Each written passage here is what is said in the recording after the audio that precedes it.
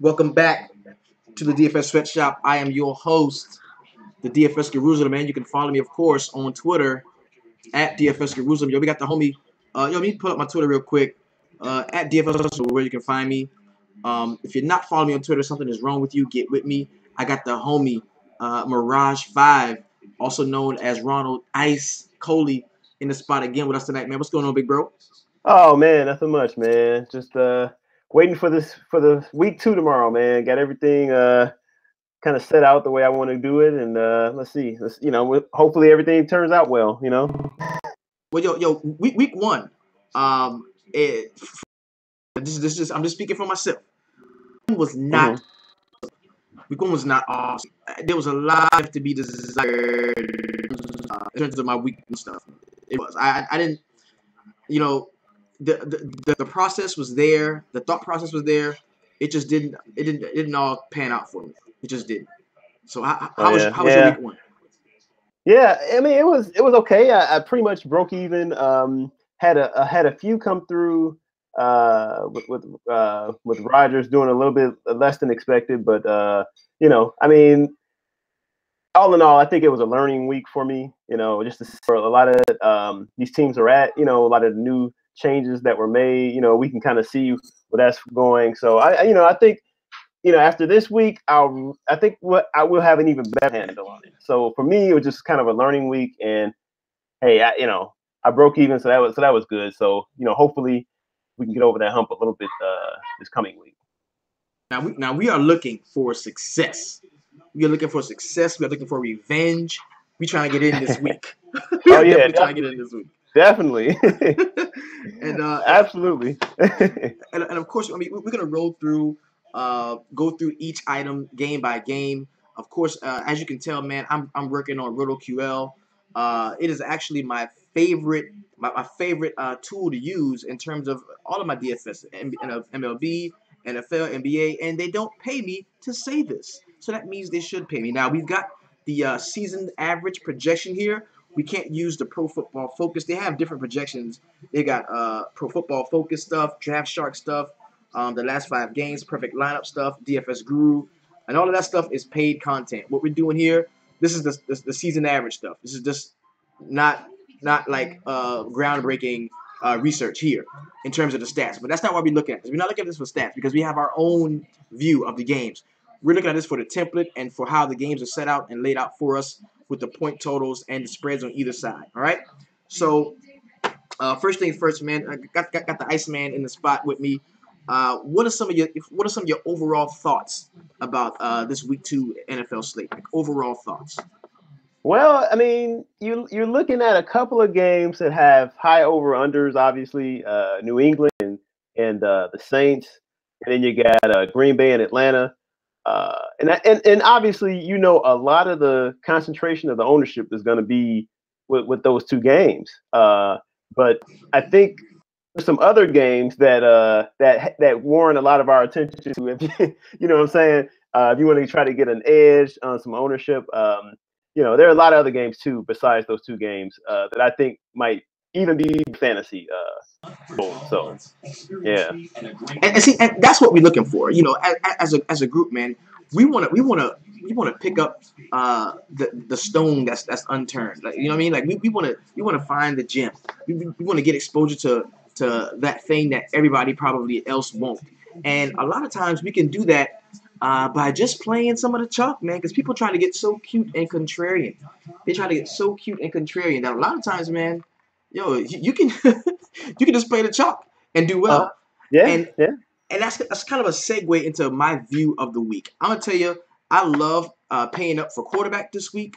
I hmm love paying up for tight end this week, and I think that the chalk running backs are gonna carry lineups. I'm talking, the injury guys or guys like Montgomery, who I think are gonna carry lineups. Man, they're gonna be in good spots, and I think if we pay up where we should, and grab the chalk where it's there, it should be a fairly good week for a lot of us, is what I think. Oh yeah, yeah. And I had the same thought process in terms of paying up for quarterback. I'm not gonna get cute. I mean, I've heard some people talking about Flacco. You can't play around this week, man. You got to get those 3 touchdowns, and possible 300 yards. So yeah, I'm gonna mess around this week. I gotta pay up. So, but we'll talk about that. Yeah. Definitely. One of the funny things, just a little news and notes from around the DFS industry, man. I gotta share with you all what some things that been going on for us here in the shop, man. Now, as you know, man, we are a group that prides ourselves on being just that, a group, like a family member. And anytime some of us, man, go out and do well, it really means a lot, man. You look at the homie Jason Blemmings and the lineup, the night he had last night, winning first place, putting the logo where it belongs. You look at kind of a special story to me, and I know you're gonna share how I feel about this. The homie Monica.434. Well, he's in our group, and he took down a GPP, man. And this is a cat. A couple of weeks ago, came inside the group and was like, "Yo, man, I just want y'all to know, I lost my mom and blah blah blah." And I mean, and it was an instant outpouring of love to this dude, like genuine, real love, and it was awesome to see that. You know what I'm saying? It was awesome to really see that, and not, I got in and hollered at him real quick, man, and a couple weeks later, I'm talking, wow, this doesn't do anything. I mean, to what he's going through, but he won. He won. So for a couple of hours, man, while he's going through what he's going through, he was able to smile, man. And I looked and saw you chopping it up with him a little bit. I'm like, yo, this is fam, bro. Like, this is fam. Oh yeah, definitely, man. Yeah, we look after each other, man. We get to know each other well. Like I have a lot of conversations with just people, in the group just throughout the week, and we do side shopping, so it's all good, man. We're all family here, like you said, and if one of us hurts, we're all hurting. So we like to look out for each other. That's dope. And yo, I know y'all are great because my wife hates you all. Oh man, she gotta like us, man. Come on, we gotta do something. You know what I'm saying? I tell her I'm going to go do some sports things with my friends. She hates so yeah. So let's go ahead and talk about it sometimes, man. There it is. Well, I hear you got the kids in the background, man. You married with children, right? Right. Oh yeah. So you know what it is, man. Let's go ahead and jump into it, man. First game on the slate. This is for the Sunday all day joints. Now, I'm gonna be real with you. Just because they got this all day joint with the millionaire maker, that's not all you have to do. You can most certainly play one of the different slates, because if you look, let's take a look. We're gonna take a look at some contests, man. You've got an 8-game in the early. Is the first one, I believe, is the 8-game early joint, and then you've got like another afternoon slate with 5 games on it. You've got an all day with 15, the Sunday through Monday. So there's a lot of different ways. To play. Yeah. Like, you're not locked into just I gotta play the largest slate. You don't have to do that, man. You really don't. So, and I know some of you probably have Thursday lineups that you're still going to be tweaking, because most of us did not play anyone from the Thursday game.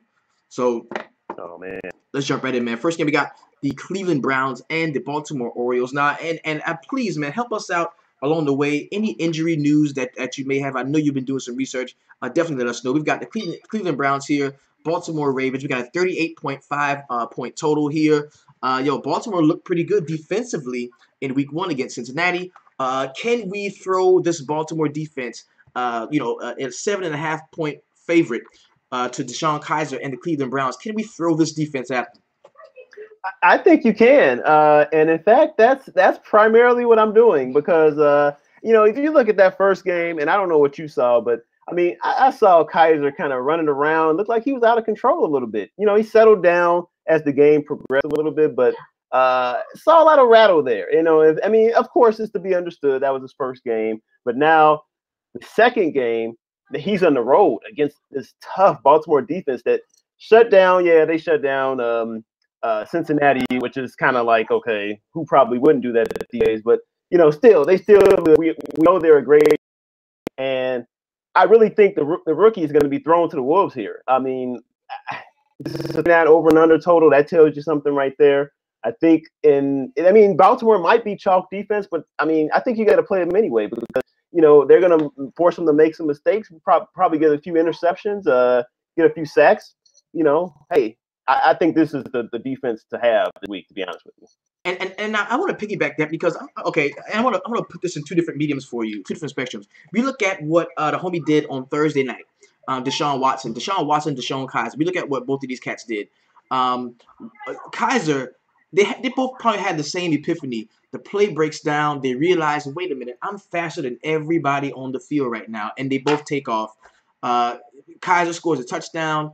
Deshaun Watson scores a touchdown, running the ball. They're figuring it out. Well, one of those things are fool's gold, and I tend to think that the Kaiser thing is fool's gold. I think that was the worst thing for him to get that rushing touchdown. I think he's going to have happy feet. He's going to think he can make plays, and as you stated, I'm going to be throwing the Baltimore Ravens defense at him, and I think that it can definitely be one of the highest scoring defenses on the slate. Oh yeah, yeah. I think in this like a lot of times, they say don't overthink it. I think this is one where I'm not saying every lineup you use, go ahead and throw Baltimore in there, but I think this has got to be the biggest scoring defense of the week, I believe.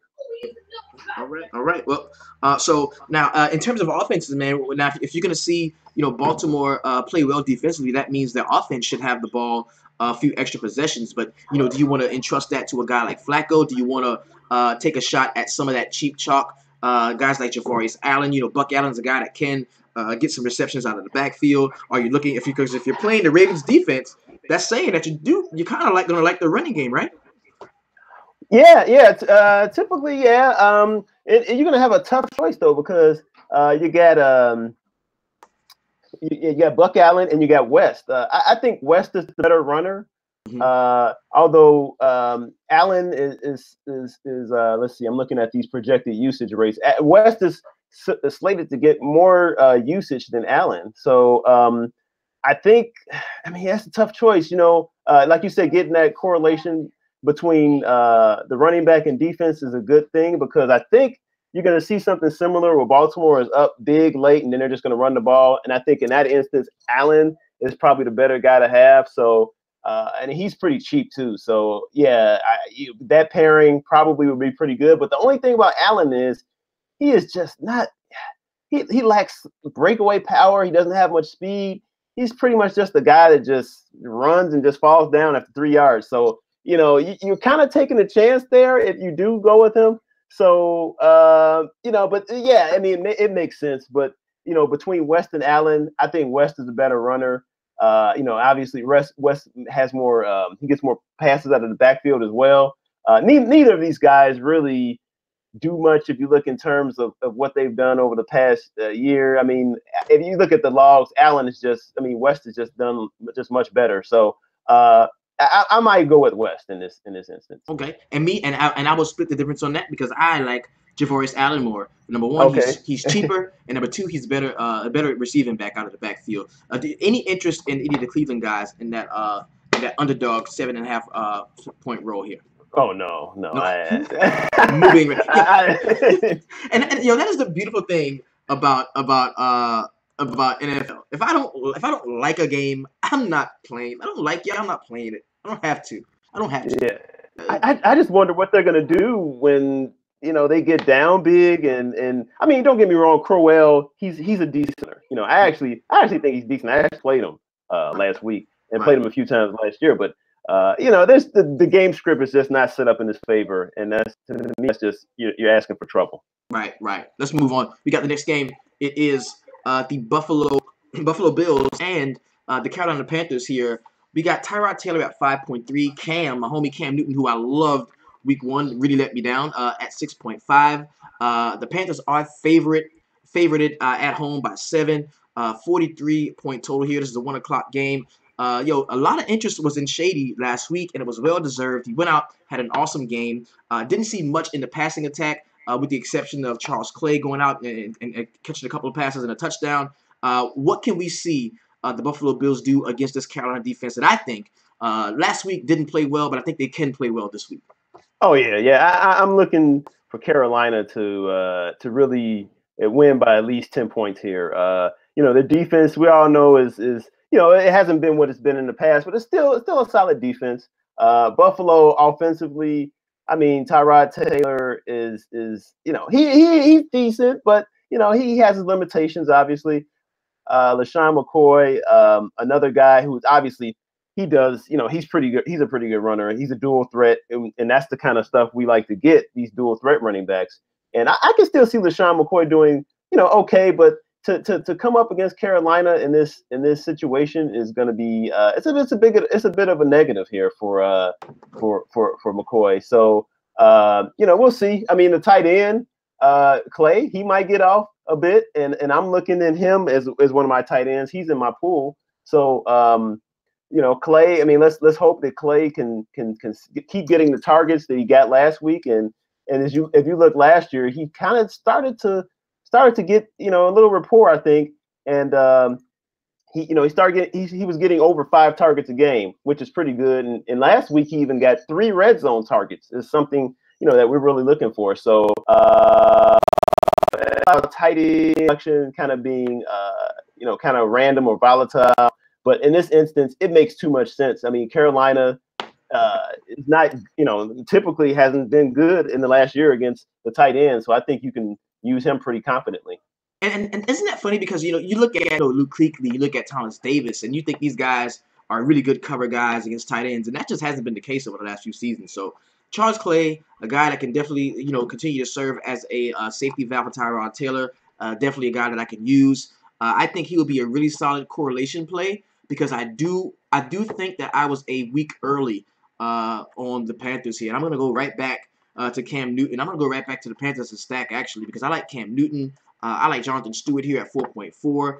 Christian McCaffrey goes out, scores low at 13 DraftKings points, and goes up in price. I don't really love that, but I think he is playable in lineups that I don't have Jonathan Stewart in. And I think Kelvin Benjamin at 5.6 is a steal. I think Kelvin Benjamin is a steal this week at 5.6. Yeah, and Kelvin Benjamin will most likely see EJ Gaines, where he is going to have a significant advantage. So let's hope Kelvin Benjamin can bounce back from that one last week, and you'll get definitely less ownership on him. After the dud he put up last week. Oh, that was a certifiable dud. Yeah, that was horrible. That was horrible. Was horrible. So, quick notes from inside of the shop. Quentin Barber says that's the hometown bias. They live in Charlotte, man. I'm in South Carolina, but they're still the Carolina Panthers, man. And I like them again this week. 43-point total. I'll check, please. I'll take some of that. Next game we got is going to be the Arizona Cardinals and the Indianapolis Colts. Ton of injury stuff here for the Cardinals. We know there's no David Johnson. We're not sure exactly how the backfield is going to shape up. With you got Kerwin Williams, they just signed I think Chris Johnson. I think Kerwin Williams is going to be the guy that's going to get the bulk of the carries, though, in my opinion. Wouldn't you agree? Yeah, and it's really looking that way. I mean, he'll have all the opportunity in the world. From what I'm hearing, a lot of the beat writers are saying this in terms of he doesn't have to worry about Ellington too much, but and certainly not Chris Johnson. But I mean, this game, this is another game, and we were looking at this game like. I have David Johnson in my season league, and I was looking at this game for him to go ham. And this is an excellent matchup for him. Williams. I mean, he better do well. That's all I have to say. He better do well. So you can get him for cheap. Indianapolis. I mean, this game is in Indianapolis. The defense of Indianapolis, as we saw, the whole team is just hurting. They don't have their quarterback. The quarterback was it Brissett? I think he's starting. Mm-hmm.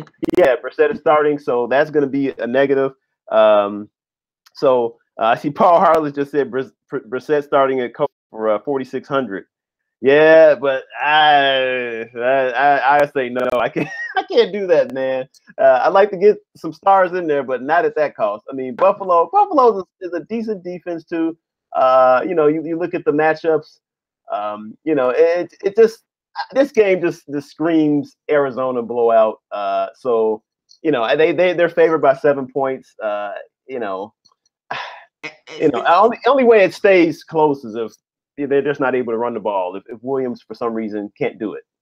And I'm giving the Cardinals. I love the Cardinals defense here. I'm gonna keep on streaming defenses against the Indianapolis Colts here. Jacoby Brissett, you got to think about this. Brissett played well, right? And this was after a week of Belichickian scheming. That's not what's going on in Indianapolis. That's not what's happening. Like Belichick put like Brissett in like the perfect position for his skill set, and he was able to achieve, and play really well. But yo, I'm not playing. I'm not gonna escape a chance to play the Cardinals here against Jacoby Brissett. I like the defense here. I think that Carson Palmer is a guy that can bounce back. I don't know if he will, so I'm not. And honestly, I need to have 3 touchdown, 300-yard upside. If you don't have that, then I just can't play you. And one thing I do like about the Cardinals this week is now there's a more clear, defined role for who the wide receiver 2 is going to be. Because when John Brown was kind of playing, kind of not playing, was a number 1, was a number 2, was kind of hurt, had a headache. We didn't really know what to do. We didn't know whether to play J.J. Nelson, and everybody just went, okay, fuck it, we'll just play Larry Fitzgerald. Well, now I don't have to. I can play a Cardinals receiver without playing a 35-year-old man. I can play a young, fast guy. And J.J. Nelson, he's 3.8, one of my favorite per dollar plays, and a guy that I think is going to be a tremendous sleeper. People are not going to be on him, and I like J.J. Nelson here today. Love him.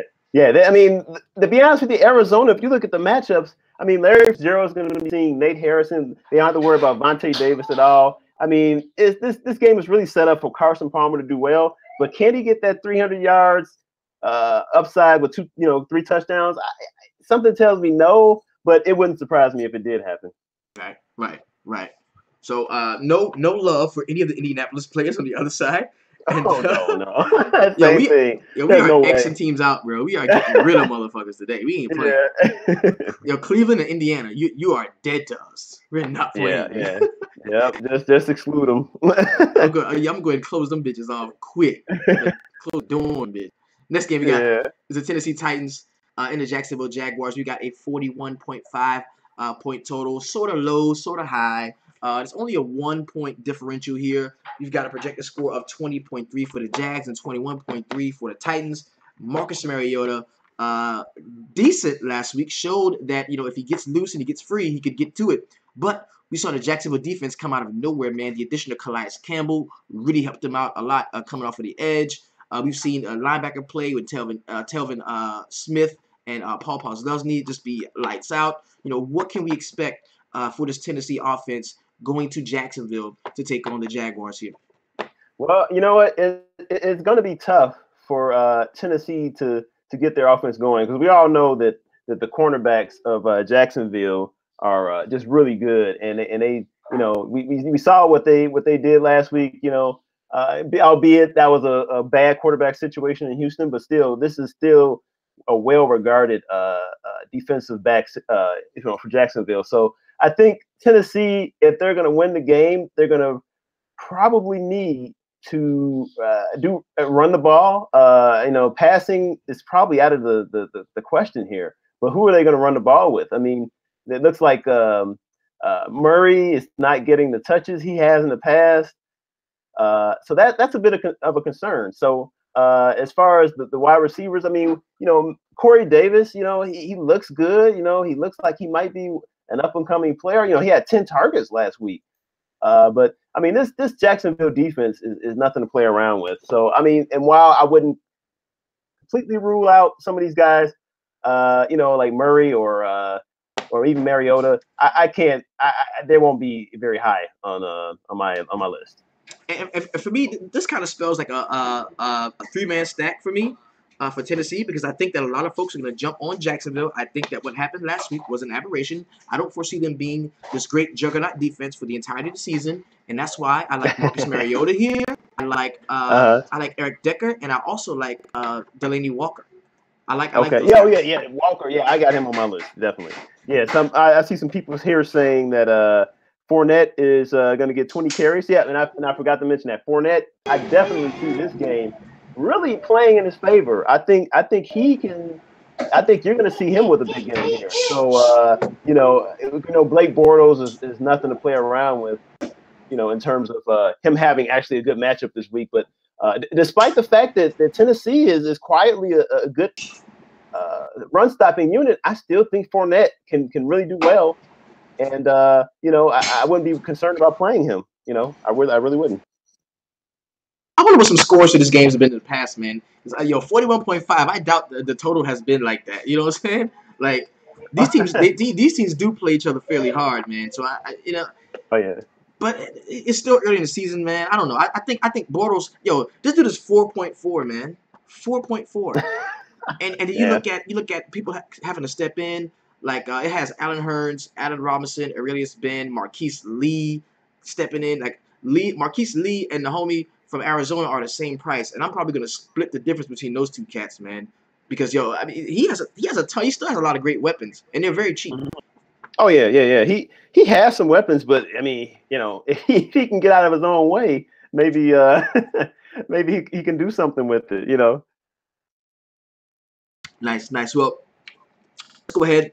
We're gonna move on. Well, good. Yo, this game made it where nobody got X'd out. Okay. Yeah, you know. Okay. Well. The only saving grace for Buffalo was Charles Clay. That was it. Charles Clay saved Buffalo from getting the X. All right. Oh yeah. All right, so this game we got is going to be the Philadelphia Eagles and the Kansas City Chiefs. Yo, much talk about this game as you know.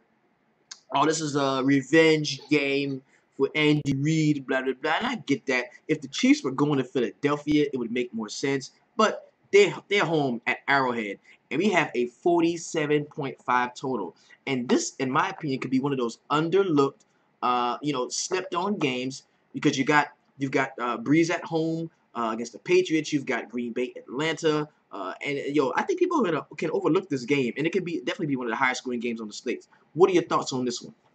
Well, this game, it looks like it might be a tough one. I mean, you look at Kansas City. You know, even with the loss of Eric Berry, this is still a good defense. But however, Philadelphia does have some great weapons. I mean, you know, LeGarrette Blount is the clear running back.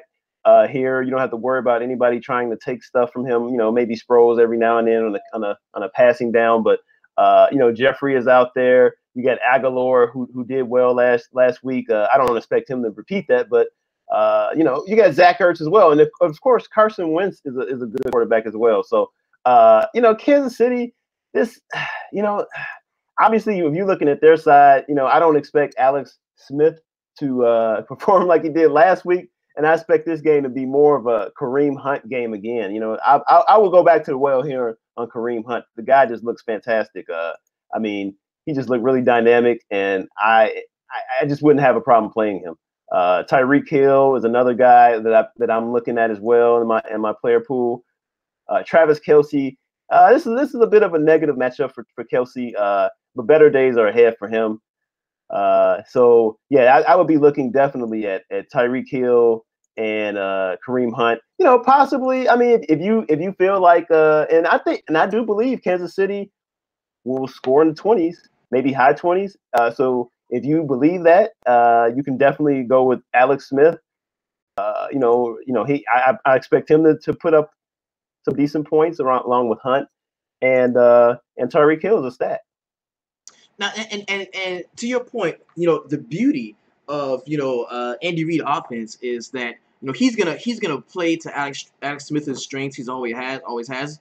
The guy doesn't push the ball down the field with great accuracy and deep ball. He doesn't do all of that. He's a really good short passer, and you've got a guy like Kareem Hunt who's shown that he can catch the ball coming out of the backfield.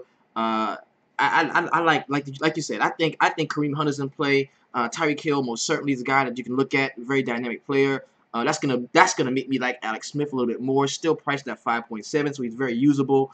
On the other side, Carson Wentz has not been as good on the road, so I'm gonna curb my enthusiasm with him. I was wrong about Darren Sproles. I thought Sproles would kind of be like the lead, make his way into being the lead dog in this offense because he just can do more than LeGarrette Blount can do. But they staying true with it, and they stuck with LeGarrette Blount, and he had a decent game. So maybe you could continue to look to him going forward. An interesting point was raised in the VIP. The homie says without Alex Berry, Zach Ertz can eat. And why is he priced at 5.3? Oh my God, that is crazy. Yeah, but that's still a good defense, man. I'm not sure who they're gonna have covering him, or out of the backfield, but that's still a good defense. So I don't know. I have to take a step back on that one, man. Here we go. So I'm gonna highlight LeGarrette Blount, Zach Ertz kind of as a sleeper, low or a high dollar tight end with it's probably going to be fairly high owned. Though I think people are going to be on him. Next game we got is one of the games of the week, bro. 1 o'clock tip off or kickoff here. 57-point total, man. We got the New Orleans Saints and the New England Patriots. Now the Patriots are slated to score 31.5 theoretically. They are a 6-point favorite. And we've got 25.5 for the New Orleans Saints. You got Drew Brees, 7.7. Tom Brady, 7.9. Neither team has a running back that we can just straight up trust and we know which ones are going to do the damn thing. But they got some receivers, baby. So what we going to do? Well, I tell you what, the one of the first people I looked at when I saw this game was Brandon Cooks. I mean, this is where he thrived at last year. He was just, he was awesome at home, putting up game after game, good games at home. So I'm thinking you're looking at, Tom Brady kind of getting, back in style here. Last week he was rusty. I mean, that's to be expected. 38-year-old quarterback. Tom Brady's still great. We know that. And New Orleans Saints defense is not good, as we saw them make Bradford look like he was an all pro. So I mean, Bradford is okay, but still, they made him look better than what he actually was. So one of the first people I circled in here was obviously Tom Brady. I'm looking at Brandon Cooks, perhaps Chris Hogan. Tight end Gronkowski. I know I don't like paying up for tight end. So I mean, I think he can obviously have a good game, but tight end is just he's just too expensive. On the other side, you get Kobe Fleener, which I'm really interested in, even though it might be a little bit of a negative matchup according to the stats. And then Michael Thomas, I'm looking at. Ted Ginn is might go overlooked too. He could get open. But as far as if I had to pick a running back from New Orleans, I don't think I can do it. I mean, because you don't know. I mean, Adrian Peterson said what? I didn't come here to play nine carries or something like that. He said, and then Mark Ingram. So if I had to pick one, I would say Mark Ingram. I still think he's kind of the guy. He had 5 targets last week. He carried the ball 6 times. So I think he's going to find his way into the game script. Will this game be a 57? Over under? I mean, will it go over 57? I don't know, but I can certainly see both Breeze and Brady having a great game. Kamara is cheap as a bitch, man. 3,500. Yeah. For cat, I mean, if you give me 10 touches at 3,500, man, I might want to buy that, man. But do you think he's going to get it? I mean, he had last week, he had a 13 total. I mean, I'm sorry, 11 total with 4 receptions. I mean, it's clear that this is just a mess. I mean, I don't know. I mean, if the game script goes down the way we think, where Brady is pissed, Cooks is ready to go to New Orleans and show them like how much better off he is now, and we see the New England Patriots, score some points. Well, of course. Alvin Kamara is going to be the back that's going to be featured in the passing attack because he's the guy. He's the best threat they have out of the backfield. So he's a guy that's going to be in play. So at 3.5, bro, I mean that is nutty to have him. As a flex guy, you can pretty much do whatever you want to do anywhere else. You know what I mean? Yeah. So I'm going to highlight him. I like Alvin Kamara. And this is as a turn. You got to remember, man. See, I already figured what this is. What me and you have going on, man. This is like good cop, bad cop. See, the Iceman plays smart. He plays smart, bro. Me, I'm throwing tournament darts. I'm going crazy. And I think Kamara's a guy that I can use, man. I really do. On the other side, maybe some James White. You can use at 4K. He's a fairly cheaper guy. Mike Gillislee did show a lot of promise in that first game against the Kansas City Chiefs. What do you think about Chris Hogan, man? Yeah, well, I tell you what, Chris Hogan, he is going to be in a decent spot this week. He'll be most likely seeing Devontae Harris. He does have a definite advantage there.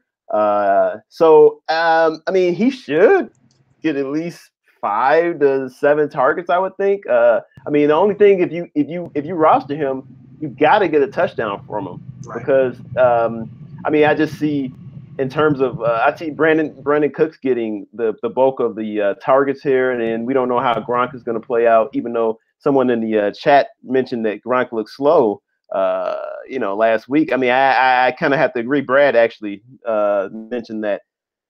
But we don't know how that's going to work out. But yeah, it's Chris Hogan definitely is one I have in my player pool. So for me, it was just Cooks and Hogan.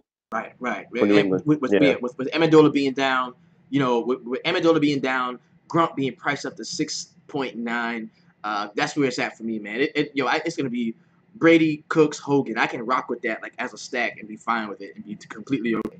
Next game we got the Minnesota Vikings and the Pittsburgh Steelers. We got 44.5 is the point total here. The Minnesota Vikings are at 6-point dog here. Slated to score under 20, man, 19.3, and then we've got the projected score for the Steelers at 25.3. Now you got the killer bees, man. You got Big Ben, Le'Veon Bell here at 9.8.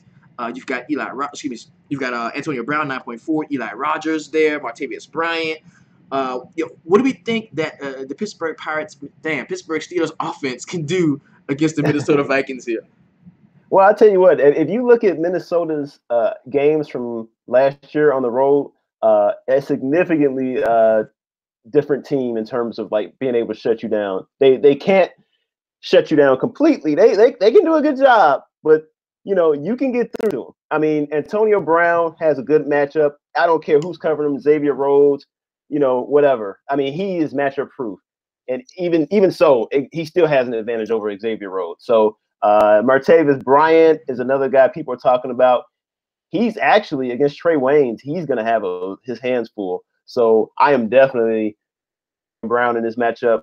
I think he can easily get 100 yards here and a touchdown. Big Ben will be back at home. I'm not pretty much worried about that either.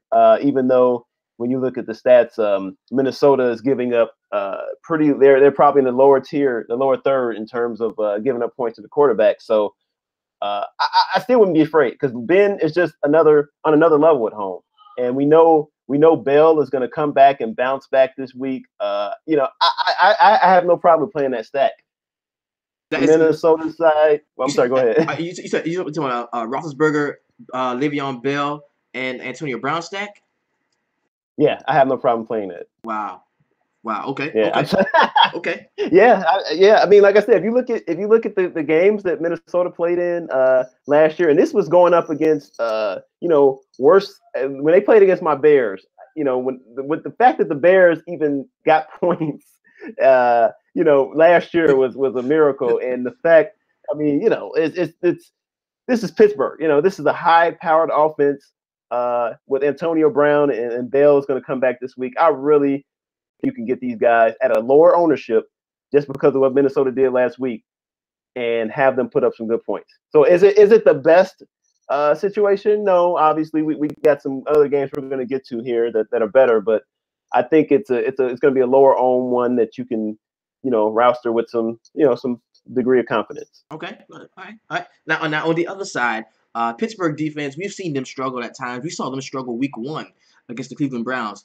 What can we expect from Sam Bradford? Is he in? Is he out? I know he was questionable, had some issues going on with his knee, I think. Dalvin Cook is at 5.9, a guy that definitely can tote the rock. Then you've got the homies Adam Thielen as well as Stephon Diggs, who both had great games the other night. So, what are we expecting from some of the Minnesota guys? Well, I'll tell you what, Dalvin Cook really showed me something, and this is a very positive matchup for him. So I definitely have him circled. In fact, he is probably going to be a lock for me in this matchup because I see them trying to run the ball more, and of course he's a threat out of the backfield as well. So will Sam Bradford hook up with Diggs like he did last week?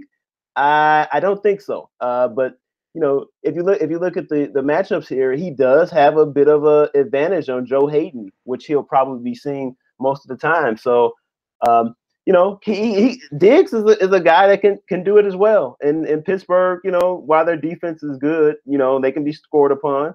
So I'm looking at a fair like I have Cook and I have thinking about Rudolph a little bit, even though this is a decent matchup for him. Hopefully he can get the targets. He's another guy you can look at and roster with confidence. I think so. And well, for me now, we know that the Minnesota Vikings did sign a quarterback this week. That kind of tells me that they do have really like serious interest in covering for Sam Bradford, or something may go on during the game. So he's like, you know, a wrong hit or a wrong fall of being taken out of the game. And I think just that is going to lead them to game plan to get the ball into the playmakers' hands, guys like Dalvin Cook, to run the ball, even to swing Jarrett McKinnon a little bit more out of the backfield. So I am going to have some interest in Dalvin Cook, of course, against the Pittsburgh defense that can be run upon. So not so much on Sam Bradford or the receiving aspect of the Minnesota Vikings offense, but I think Dalvin Cook can be a really solid play at 5.9 against a defense that it can easily be run against. Oh yeah. Next game we got is going to be the Chicago Cubs. Damn. Yo, it's still baseball. Is it still baseball season? You got baseball on your mind, man. Man. Yo, I'm looking at it, and the homie from Colorado just hit a jack, and it was nobody that I had. It was Pat Valleca, motherfucker. Oh boy, yeah. Pinch hitter, probably. All right, so now we got your Bears. Okay, we got your Bears. Okay, you got my Bears. You're going to Tampa. All right, you're dragging Mike Glennon in a revenge game against the Tampa Bay Buccaneers. Okay, you got a 6.5 point dog in this spot. You got a rising star, I think. Dude is really good, man. Tariq Cohen is really good. You got to be feeling good about that. You know, Kevin White is out, I believe. Josh Bellamy, all these cats are hurt. Jordan Howard is questionable. What are the Bears going to do in Tampa this week?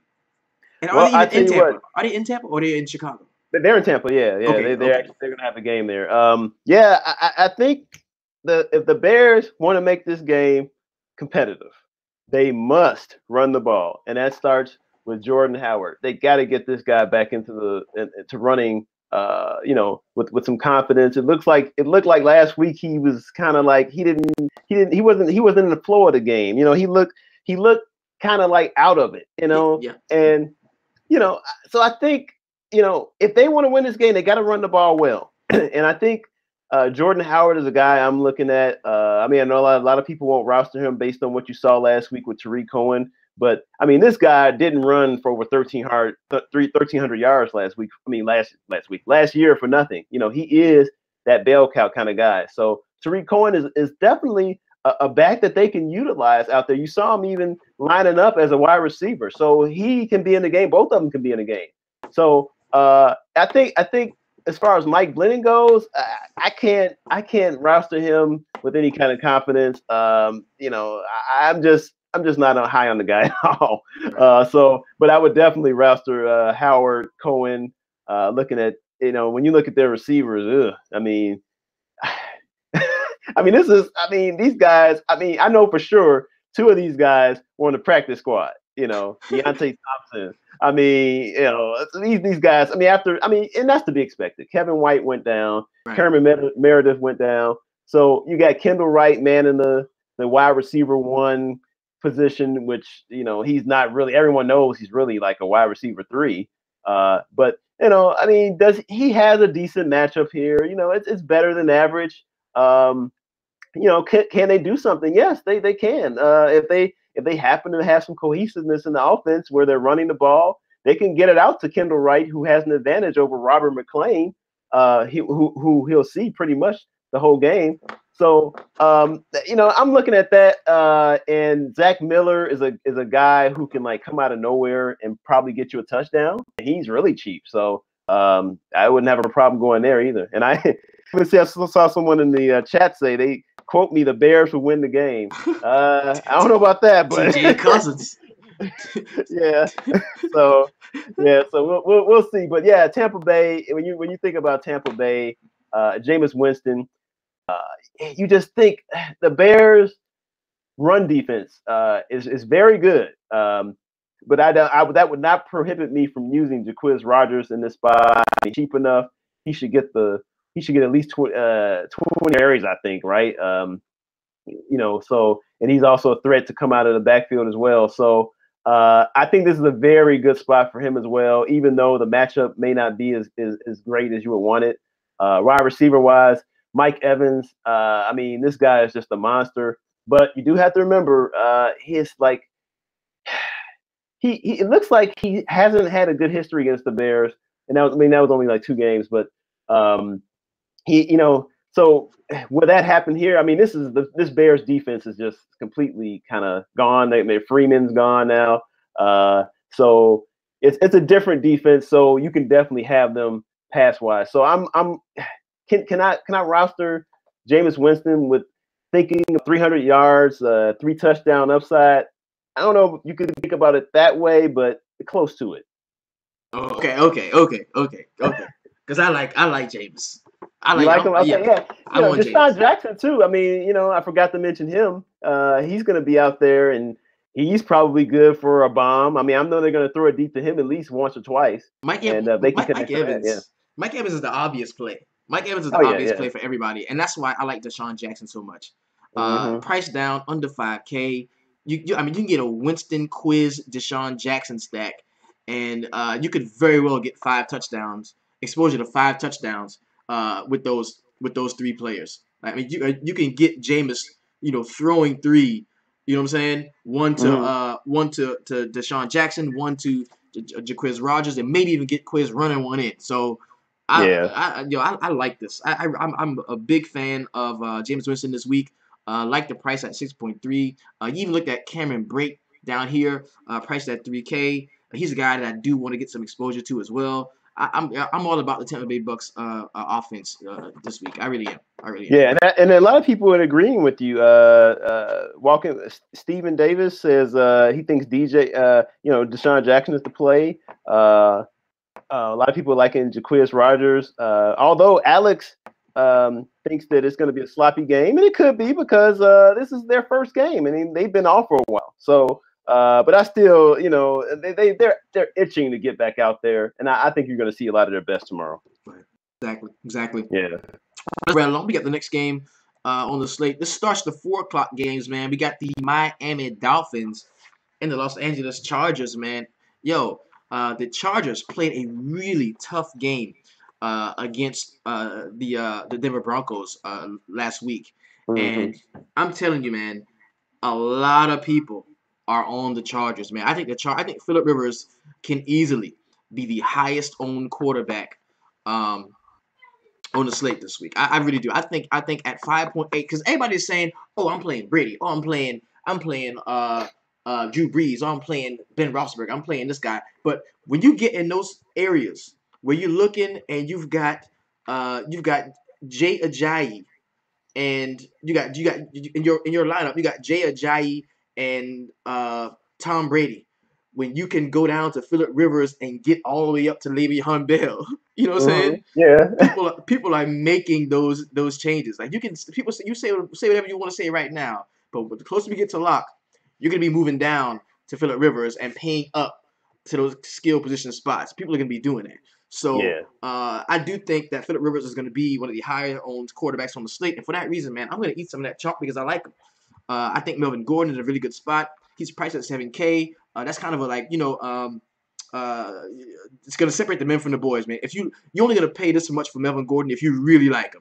If you don't love Melvin Gordon, you're not paying 7K for him, and I do like him a lot. Then you got Keenan Allen priced at 5.8, which I think is stealing. So many of my lineups are going to have Kelvin Benjamin and Keenan Allen in them. So many, bro. Those are two, can I say it? Those are two of my, core guys. I love Keenan Allen and Kelvin Benjamin. I think I don't want no Antonio Gates. People are going to want to be on Tyrell Williams. I get it. I understand all of that. But give me Phillip Rivers, Melvin Gordon, and Keenan Allen from the Chargers side. What are your thoughts on this game?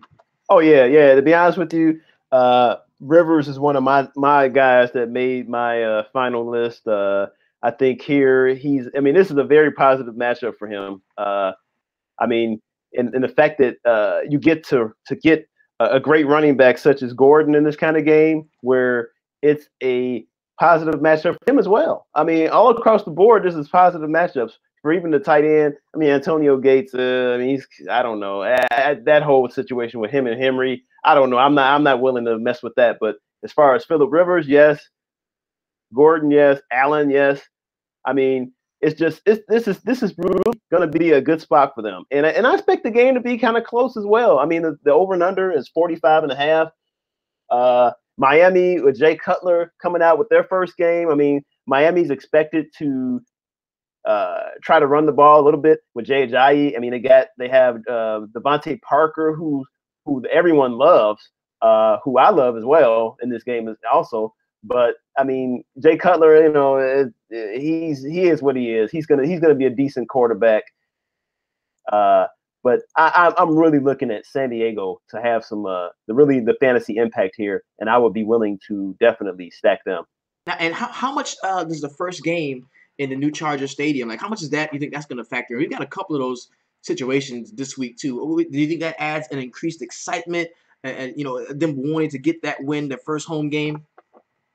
Yeah, I think it's a situation where they the whole stadium deal with the drama with that, they're going to want to come out and really have a good game. I mean, and this is really a good opportunity for them to do it. So we're seeing here, Curtis Nickerson says this is the sleeper blow up game. And I can see this. This could be like one of those shootouts. To be honest with you, I mean, if you look at the defenses here, Miami. I mean, the Chargers. I mean, they're decent defensively, but your way can be had with Jay Ajayi running the ball. That's a good matchup for him. Certainly. Jay Cutler can manage some touchdowns. That would be good. But really, the star here, I think, is going to be Jay Ajayi, and I think he's going to be pretty high owned. Okay. All right. Well, there it is. Alex is calling the homie Jarvis Landry a PPR machine. And whenever you have those that acronym and the word machine together, it's gonna cause me to click next to the player's name. So I'm gonna take a closer look at Jarvis Landry. Jarvis Landry is like he's like for Miller Park or Coarse Field to Miller's Park. He's like that. Like he's to Odell. He's like a light Odell light. You know what I'm saying? He's like a Odell Beckham light. So I like Jarvis Landry. So I think I might have some exposure here. Just the fact that I like so many offensive pieces from Miami, like Jay Ajayi, Landry, and then Devontae Parker, is kind of forcing me to take a look at Jay Cutler, which I do not want to do. But the guy has a skill set, man. He really does. I mean, he really does. Yeah, I mean, from his time in Chicago, yeah, I mean, he definitely looks the part, but when he gets in that game situation, he starts to falter and the wheels start turning, but Brandon Flood, he makes a good point. Hey, play Cutler, too many weapons not to, that might be a good one to throw in. And everybody hates him. Nobody's going to click the button on Jay Cutler, bro. Like, dude's going to be like 2% owned. And if you get your 20-something points, if you get your 20 plus points at 5.4, you're going to be in position with your other spots. So that is a situation where ownership will matter. That is an ownership. Ownership only matters. Let me tell you, ownership only matters if a dude is really cheap. If you got a cheap guy at low ownership that goes off, then it matters. Then you did something. But I mean, you got a huge expensive guy at low ownership, he goes off, and then it doesn't matter because the other spots you got didn't do shit because you couldn't really spend for nobody. You couldn't really afford shit. So when you got a cheap guy, cheap chalk in NFL, cheap chalk is great.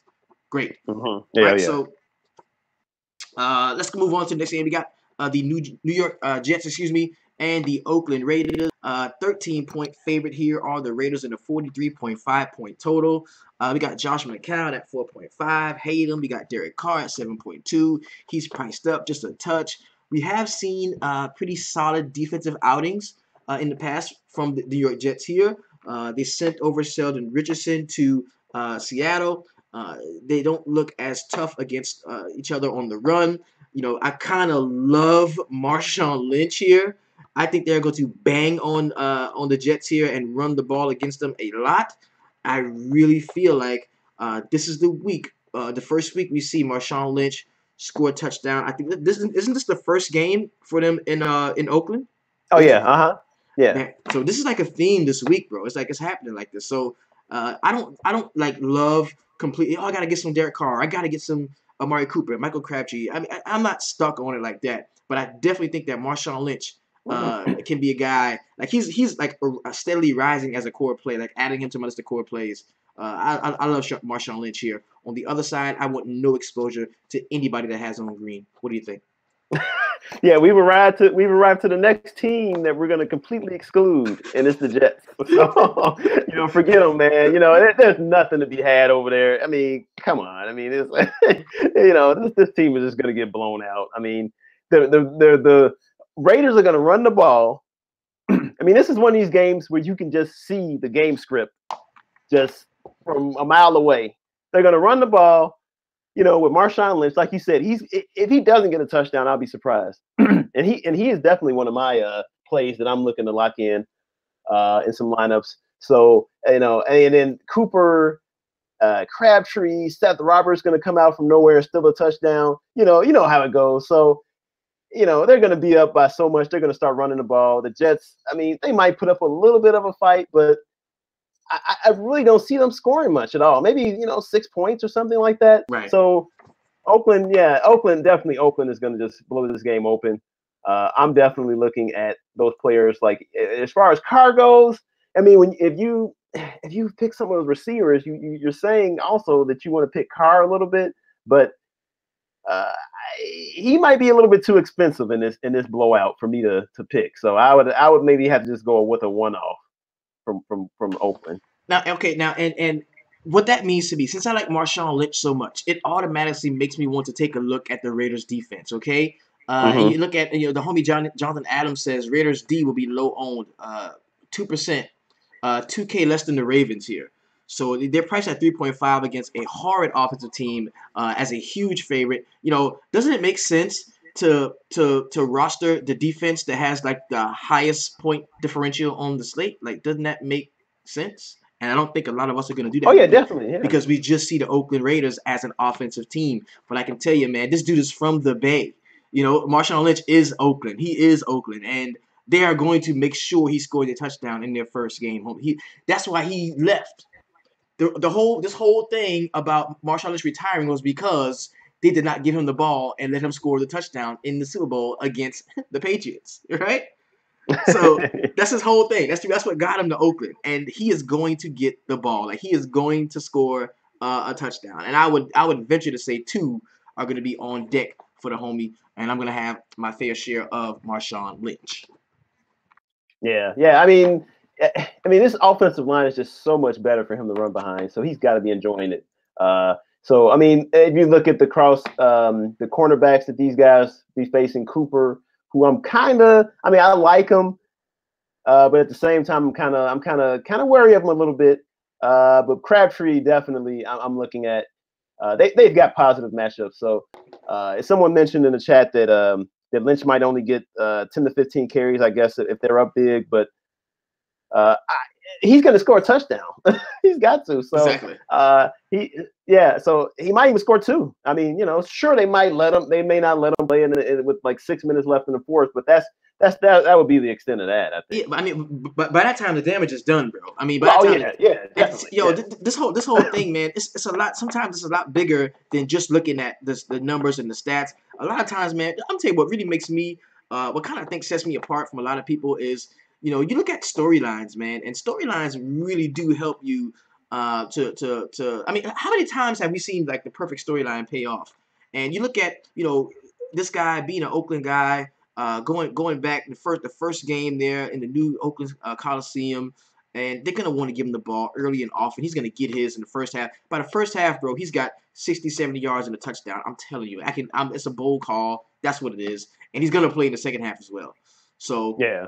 So I love him. I'll be all over Marshawn Lynch here. Next game we got is going to be the Dallas Cowboys and the Denver Broncos. We got a 23 point total here for the Cowboys.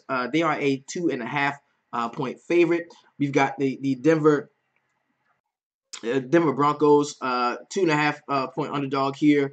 They riveted me. He said the Texans were a storyline too a week ago. He's right. He got us on that one. the Texans were. Yeah. Well, the thing is, the Texans just aren't good. Marshawn Lynch is still good. Right. This is the team. I mean, you're looking at a team that had Tom Savage as quarterback. Yeah, that was bad. I mean, truly had Hopkins. I mean, he's a great receiver, but Lamar Miller is decent. But I mean, the quarterback. Whenever the quarterback is that bad, you have to downgrade him. So the completely different team. And a lot of times, like you look at some of the storylines, and they're too like dependent on other things. Like you look, if you put a receiver on a storyline situation for the receiver, he's too dependent on the quarterback. You know what I'm saying? Like it's like the running back when he gets the ball, it's up to him. You know what I'm saying? So checking out this next game, we got the Denver Broncos at the crib against the Dallas Cowboys. Yo, everybody and their mama is talking about playing Ezekiel Elliott this week, and I was very high on him initially. And now, since so many people are talking about him, man, I'm not saying I would fade. I'm not saying that at all. But I was talking about being 80%. I'm talking about rolling out 20 lineups and Zeke being in 16 of them. Now I think I'm going to scale it back to maybe less than 50% of exposure to Ezekiel Elliott, man. I hate when everybody jumps on a guy that, the Denver Broncos are actually a decent defense against the run. So it wouldn't be far-fetched to see the Denver Broncos not so much shut Ezekiel Elliott down, but just not allow him to make that value that you're looking for, not have a 20-point game at 7.8. So Denver could smother this cat. You know what I'm saying? And if that happens, man, you're going to really set yourself apart by just not even playing him. Now, you add to that the fact that Denver has got a decent running game, and the Cowboys are actually bad against the run. You see what happened? What happened here? Where now Zeke is a very good running back in a bad matchup. Everybody loves Zeke. Well, then you have C.J. Anderson, who is a very good running back in a great matchup, and nobody is talking about the guy that is 4.7. Everybody's talking about the guy that's 7.8 in a bad matchup. So me, if I had to pick a running back, like if I'm playing one line and I got to pick a running back for this game, I'm playing C.J. Anderson. Okay. Well, you know what? I tell you this: Ezekiel Elliott is. I mean, for number one, he is definitely at minimum, unless they get blown out, which I don't see that happening. He's definitely going to get 25 touches at least. Rushing and receiving. I see Denver as a team that, I mean, they like you said, they could smother them. They could. But Ezekiel Elliott is a special runner, man. And with this great offensive line for Dallas, I can't rule out him getting 100 yards and a touchdown. I just can't. He is that good where he could do that. So, I as far as wide receivers go, Dez Bryant, he is in a tough matchup. In fact, the whole Dallas wide receiving core is. This is about as bad as it can get in terms of matchups for not only Prescott, but for Dez Bryant and crew. So, I mean, are you going to see Jason Witten get off here? We all know Denver is kind of susceptible to the tight end.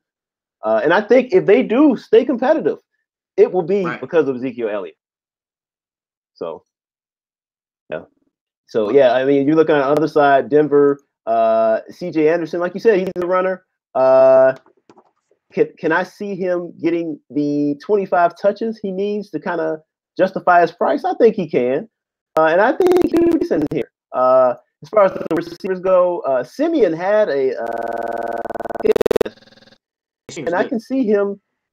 Oh, yeah. He had a good game. So I would be take Emmanuel Sanders here. That's my pair as opposed to DT. I like Thomas here, but looking at Sanders here is kind of being one of the lower priced guys that I like.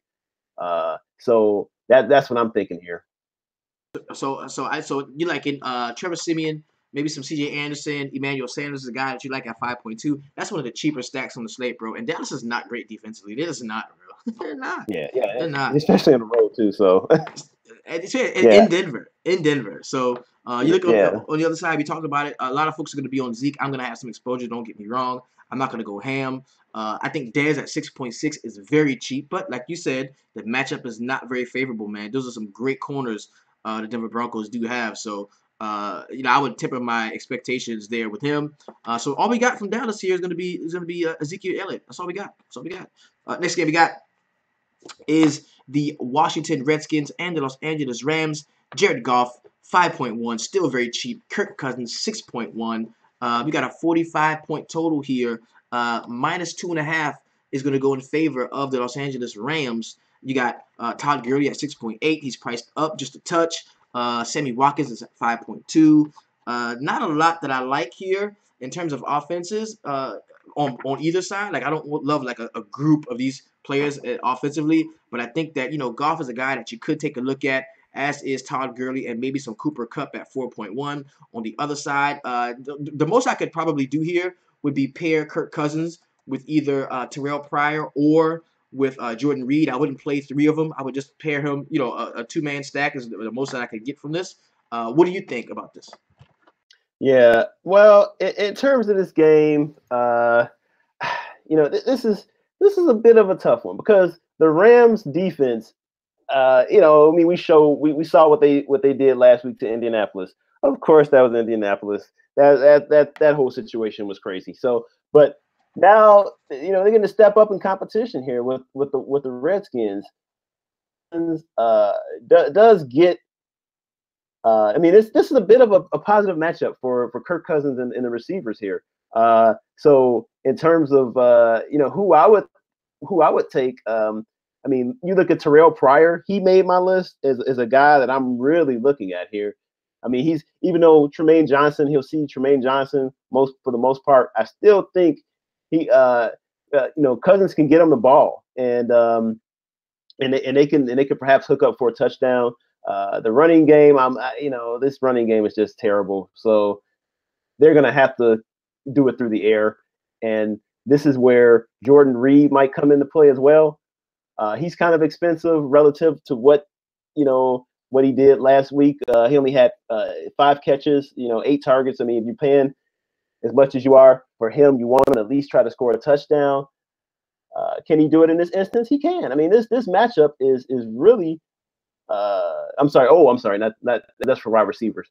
Yeah, bad matchup for Reed. I would not go for him in this instance, but plenty to like over here in terms of the receivers for Terrell Pryor, Crowder. You can even look at him. I mean, will this be a high-scoring game? Probably not, but I think Washington does have the capability to do a little thing. Right. Well, and I echo those sentiments, man. I really do. I just, I'm not gonna play Sammy Watkins against Josh Norman at all. Even though I don't like Josh Norman, I think he's overrated. He's still pretty decent. And they play a lot of cover 3. He's a cover 3 corner.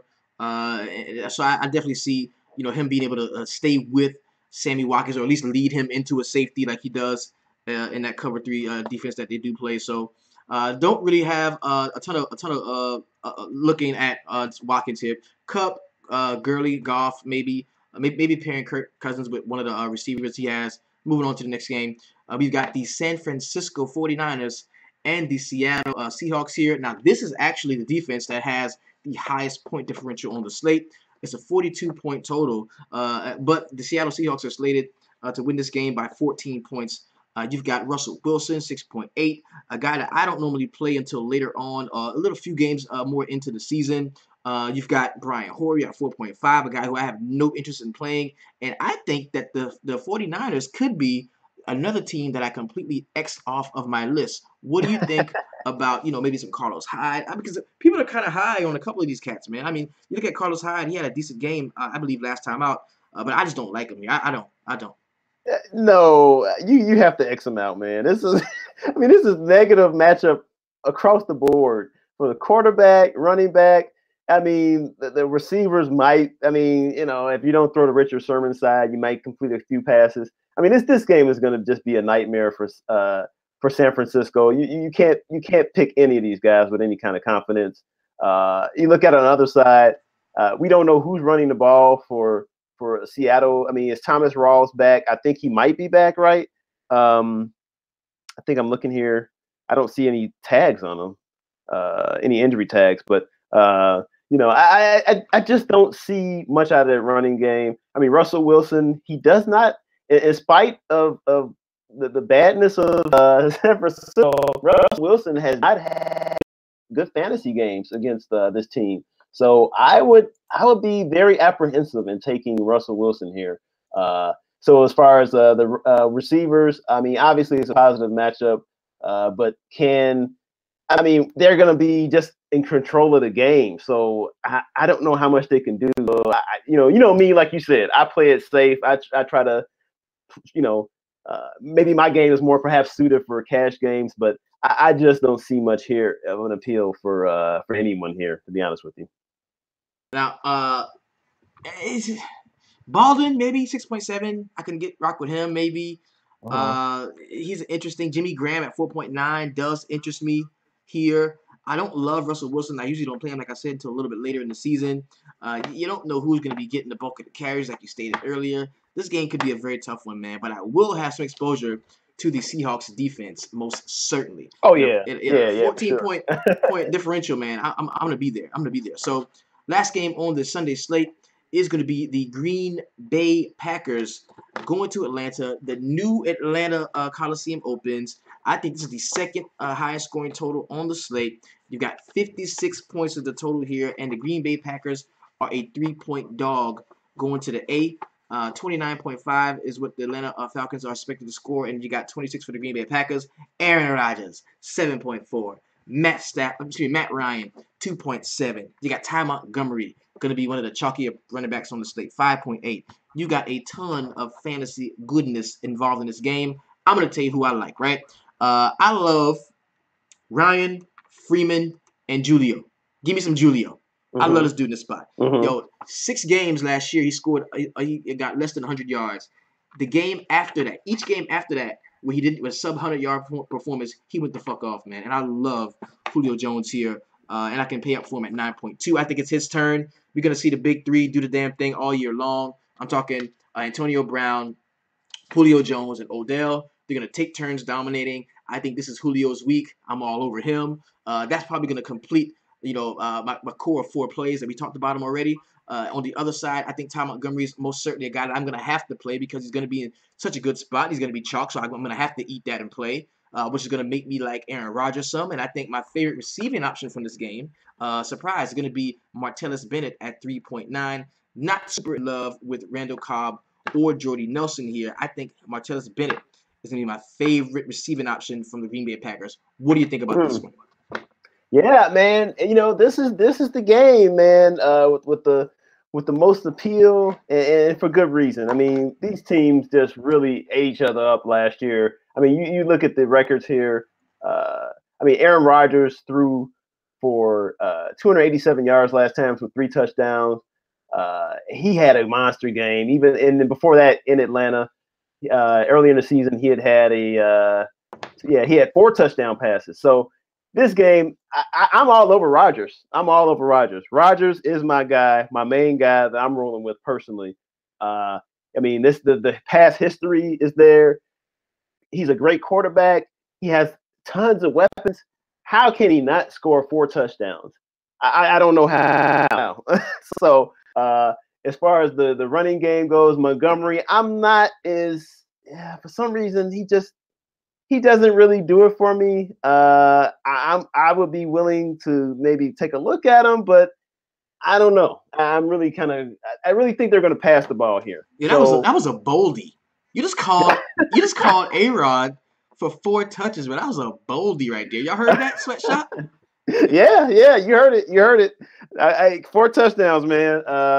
But Montgomery, I'm kind of struggling to find his role in this game. I see him getting, maybe perhaps 20 up to 20 touches, maybe 15 rushing, 5 receiving. Can he score a touchdown out of that? I mean, you look at the red zone targets here, Jordy Nelson.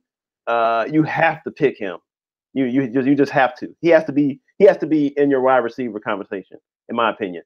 Like you said, Cobb. I'm not really looking at Cobb this game. Devontae Adams. I'm kind of looking more of this being his game, him and Nelson's game. So we'll see. And as far as Atlanta goes, like you said, Julio. Julio has to be. I mean, you saw the numbers he put up last year against this team. So that tells you something right there. I'm really looking forward to watching this game because it's going to be fun. As far as Atlanta's running backs, Freeman and Coleman, yeah, they're in play, but I'm really looking at Matt Ryan here to really do well also. So, that's it. And avoid Austin Hooper. Avoid him. Avoid Austin Hooper? Yeah. I mean, because this guy, if you saw the way he scored those touchdowns last week, it was basically a blown coverage, and otherwise I don't think he scores at least one of them. So He might get one. So you're Yeah. saying unless cats blow coverage like every week, you're not gonna see like Austin Hooper break the record for touchdowns at tight end. Right. I mean, he might get one eventually, but I really think that the ownership is going to be up on him because of that, what he did last week, and it really was only because of blown coverage. So, yo, TDR2 in the YouTube chat, yo, mm-hmm. he says that if you have Rodgers and Montgomery, you have a shot at getting a piece of every Green Bay touchdown. Think about that for a second in a 56-point total. That's why everybody likes Ty Montgomery. That was a very solid point. Yeah, good point. And it's obviously a awesome matchup for him. But like you said, I'm really looking at Aaron Rodgers to throw these touchdowns. One could go to Ty, but like you said, I'm really looking at Marty Bennett to really make his mark in this game as well. I love him. He's one of my favorite plays on the slate. Yeah. I love him here. All right, so we reached a point in the show where those of us that are so committed to the cause that we rock the logo in our gaming, we are so committed to the cause that we are inside of the Facebook VIP group. It's time for us to close the curtain, go in the back room, and kind of tinker around and kick around some lines, man. Really put some stuff together and come out with our cores of plays, guys, that we are going to be playing this weekend, and we could be kind of counting on to carry our roster. So we're going to put our heads together and come up with that, man. And if you are a part of the YouTube fam, man, much love to you. The easiest way to come join us behind the curtain is to go to the website at www.dfssweatshop.com. That is where you will be receiving all of the tips and tricks and tutelage to turn you into one of the best fantasy players in the game. That's where all my homies are at. And it's an awesome privilege and a joy to be a part of this thing, man. Real quick before we go, shout out to the homie Ronald Ice Coley. Go ahead and part ways with him, and we're gonna go back and do our thing, man. Well, I want to wish everyone a good success. Have some great success this week. Take down a $1 million challenge, either on FanDuel or DraftKings. Do it. And hope you guys have a good week and enjoy the games most of all tomorrow, because it's going to be some fun ones. Now, if you're on FanDuel, I want you to keep it 200. If you're on DraftKings, keep it 150. But you're rocking with me, the best